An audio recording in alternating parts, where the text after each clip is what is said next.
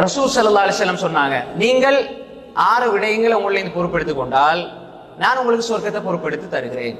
அப்ப இந்த 6 விடயம் எந்த மனிதனிடம் இருக்கிறதோ, இந்த 6 விடயத்தை யார் பேணி பாதுகாப்பாரோ அவர் சொர்க்கவாதி என்று ஸல்லல்லாஹு அலைஹி வஸல்லம் சொன்னாங்க.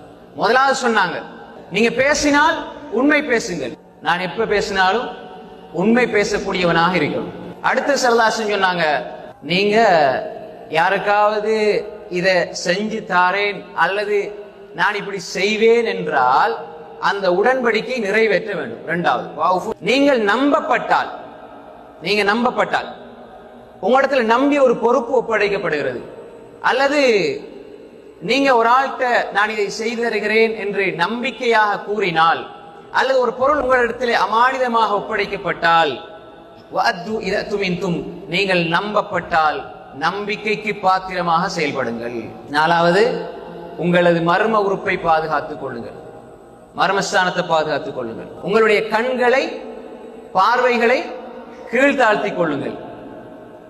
6வது, உங்களோட கரங்களை அநியாயத்தை விட்டு தடுத்துக் கொள்ளுங்கள். யார் ஒரு மனிதன் பிற மனிதனுக்கு அநியாயம் செய்கிறானோ அந்த மனிதன் சொர்க்கவாதியாக இருக்க மாட்டான். அப்ப ரசூல் ஸல்லல்லாஹு அலைஹி வஸல்லம் இந்த 6ஐயும் சொன்னாங்க. யாருக்கு சொர்க்கம் வேணும் என்று ஆசைப்படுகிறீர்களோ இந்த 6 பண்பு